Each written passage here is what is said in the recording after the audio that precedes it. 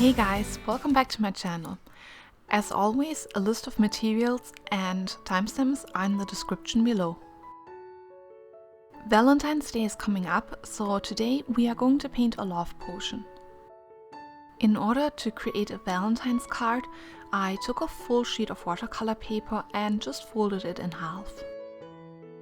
Let's start out with a jar.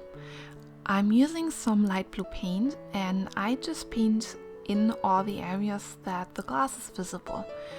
I drop in some more intense paint and let it disperse naturally. It will just make the glass look uneven and more interesting. Glass does reflect the light, so it does have color variations. Since this is not a perfectly detailed painting, it doesn't look like an image, I'm not too worried about getting all the sunlight reflections in the perfect spots. But I will be using some shadows later on to create some sense of depth. When your paint-filled brush touches a wet area in your painting, the pigment will move into that area. It will bleed. This is why I'm working here one section at a time, because I want to control how much pigment I add to each area. In this area I'm leaving a little white gap just to represent some light reflections in the glass. To avoid bleeding, the blue paint should be dry by the time I start painting in any of the other areas. I will be painting the cork in layers. So right now I'm just dropping in some light brown paint and I will be letting it dry completely before I continue with the next layer. I'm dropping in some more pigment on each side of the cork to help me later on to make it appear round.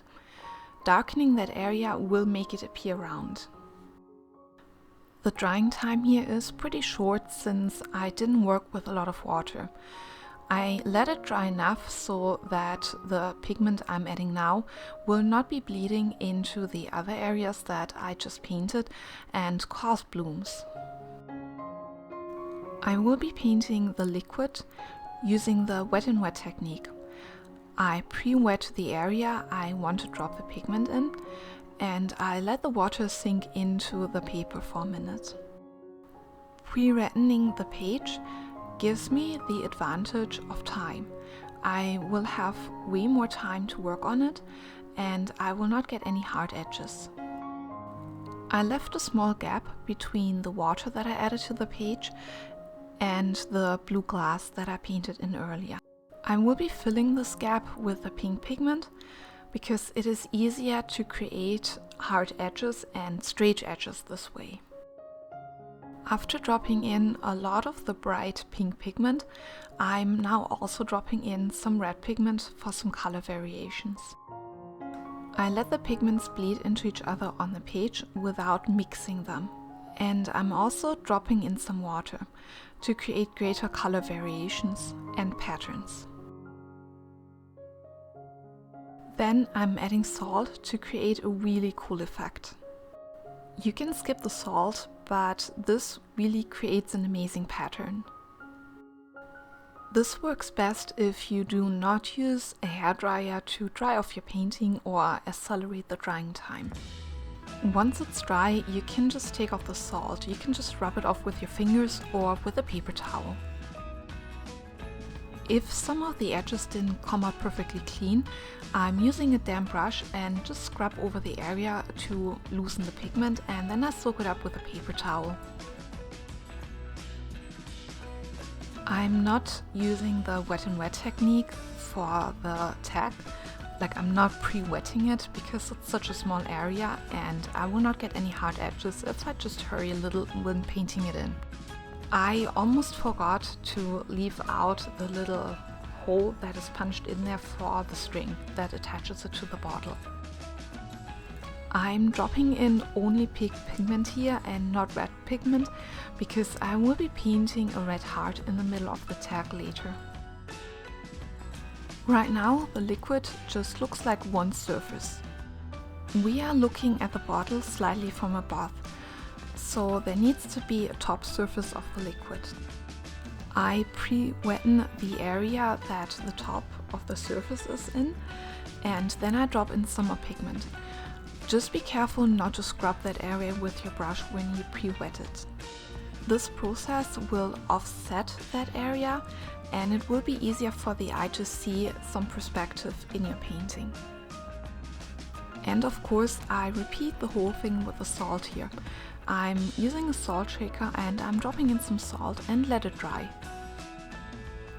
I do not want to accidentally touch the wet paint, so I just let it dry before I continue painting.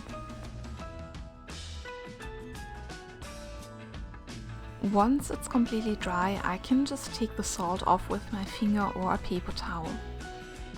And now let's paint a heart on the tag. I'm using red pigment, and this watercolor is not as diluted as the other paints I used before. I do not want this to be as translucent as watercolor usually is. I might even add a second layer of the red once this layer dried.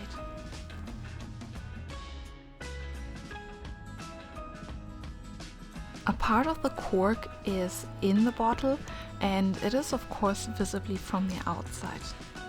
So I'm using a really light wash of the same brown that I used for the top part of the cork, and I just paint a really light layer of that on top of the blue pigment that I dropped in first.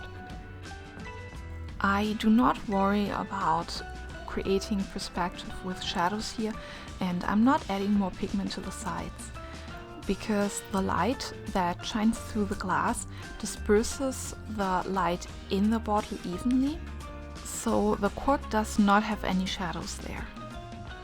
And yes, I am adding a second layer of the red pigment to the heart.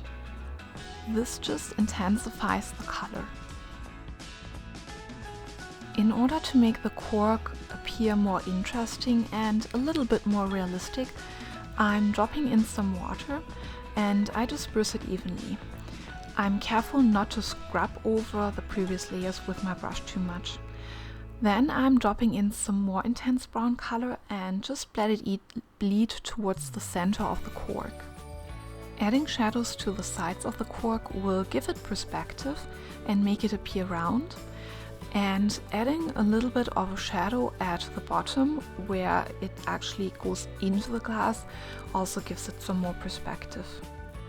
In addition, the top of the cork also has an uneven color.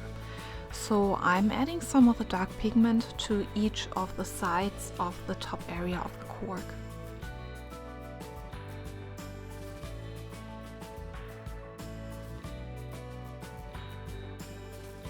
There are also shadows under the rim of the glass, and there are some light reflections and shadows around the top of that rim. I paint them in by adding some light blue pigment to that area, and then I'm using a damp brush to help it move towards the area that I dampen with a wet brush. This is a very easy and effective way to have absolute control over where your pigment will bleed into.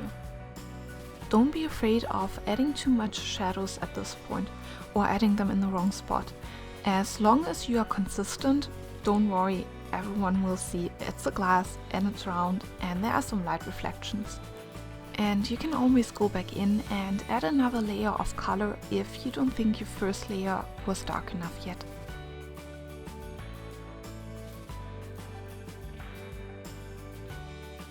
And then it's time to take a deep breath, take a step back, look at your painting and decide where you need more shadows. I figured I would darken the shadows at the cork, at the area that is right under the top part, just to make it appear more 3D. I'm also painting in the string that connects the tag to the bottle. I'm not going to introduce a new color here because the eye would be drawn to it. So brown it is. Adding some more color variations to the glass will make it look more interesting and less flat. The liquid in a bottle usually casts a shadow towards the bottom of a bottle, so I'm darkening up that area. And lastly, I'm adding some details to the top of the cork with a very small brush. The brush is barely touching the paper and I'm leaving some little gaps in between the lines. The brush is also not fully filled with pigment, so it naturally leaves some gaps or there are some variations in the lines. Using newspaper ads or newspapers to cover your surface and part of your painting is a great way to add some background splatters after you finished your painting. Technically, I could cut out some newspaper ads in the shape of my bottle and just put it directly on the bottle and then splatter around it, but I'm going to be working in sections with this background anyways. So I'm just using a newspaper ad and I move it around to protect the glass bottle. Working in sections is also easier because this paper dries really fast and soaks up any water really fast. I'm using a mop brush to pre-wetten the page, and then I fill a brush with some of the pink pigment and I tap with my finger on the brush to create some splatters. When the paper is all ready to dry or soaked up all the water, I cannot get these bloomy splatters. In this case, I just take a really wet brush and dab on the spot that didn't cause a bloom once to disperse it a little. I try not to create puddles on the background because it would leave patterns which I don't desire with this painting. So I soak them up with a paper towel immediately if they appear. I hope you enjoyed painting with me. Please like my video, subscribe to my channel, and I will see you soon with another video.